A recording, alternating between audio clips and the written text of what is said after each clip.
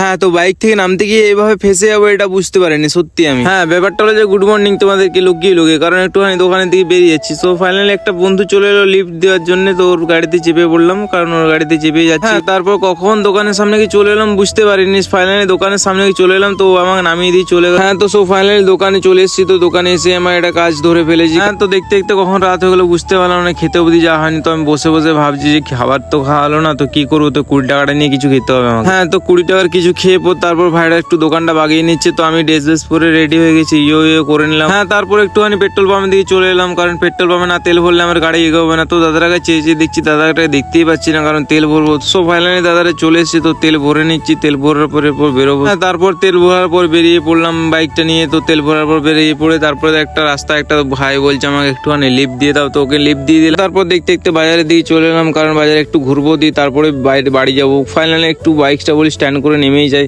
তারপরে একটা দোকানের দিকে চলে এলাম একটা কিছু নেওয়ার জন্য। তো তাদের কোনো রিয়েকশনই দিচ্ছে না। তো সো ফাইনালি আমাদেরকে বলে দিল যেটা আমি চাইছি সেটা নেই, মানে যেটা চাইছি সেটা পেলাম না। তো মনটা খারাপ হলো। তো মন খারাপ নিয়ে এদিক সেদিক চেয়েছি, দেখছি দোকান আরো পায় না, কি ওই জিনিসটা আমাকে নিতেই হবে। তারপর ফাইনালি একটা দোকান পেলাম, তো বাইকটা স্ট্যান্ড করেছি। তো আমি নামবো কোন দিকে ভাই, মানে এইদিকে নামার রাস্তা নেই, মানে উল্টো সাইডে নামতে হচ্ছে আমাকে। তারপরে ফাইনালি দোকানটার দিকে চলে যাচ্ছে। হ্যাঁ, মানে আমার কপালটা খারাপ ছিল না, ওদের দিনটা ভালো ছিল এটা বুঝতে পারছি না। মানে আমি 1 লিটারে খুঁজেছি, আমাকে 500 দিচ্ছে, মানে বুঝতে পারলাম না। হ্যাঁ, তারপর অনেক খোঁজাখুঁজির পর 1 লিটারে পেলাম। তো দাদার আবার চেক করে দিচ্ছে, কারণ এটা একটুখানি কাজটা ভেঙে গেলে তো জল গরম থাকবে না, ঠিক আছে। হ্যাঁ, তো ফাইনালি ওটা নিয়ে পর বেরিয়ে যাচ্ছি। কাকুরা বলছে 2 বছর গ্যারেন্টি, আমি বলি ঠিক আছে। হ্যাঁ, তারপর মাইন্ডটা ফ্রেশ হলো, তো একটুখানি বেরিয়ে পড়লাম, কারণ মাইন্ড ফ্রেশ না থাকলে আমার ভালো লাগতো না। তারপর একটা কোলার দোকানে চলে এসেছি, কোলা কত কিলো জিজ্ঞেস করছিলাম। হ্যাঁ, তো তারপর একটা দোকানের জন্য বেরিয়ে পড়লাম, কিন্তু আমি দোকানটা খুঁজে পাচ্ছি না। তো ফাইনালি খুঁজে পেয়েছিলাম, কিন্তু দোকানটা বন্ধ। তো তারপর একটুখানি বেরিয়ে পড়লাম, দোকানটা বন্ধ, তো কি করবো। তো এখানে চা নিয়ে নিচ্ছি। তারপর চা নিয়ে নিয়েছি, চা নিয়ে পরে খেতে খেতে একটুখানি ওইদিকে চেয়ে দেখছি, কারণ এই জায়গাটাকে আমি লাইফে ফার্স্ট টাইম এসেছি, কারণ আগে আমি আসিনি এই জায়গাটাকে, ঠিক আছে। হ্যাঁ, তারপর আমার নেনজা S20 100টাকে নিয়ে বেরিয়ে পড়েছি বাড়ির রওনাতে, ঠিক আছে। তো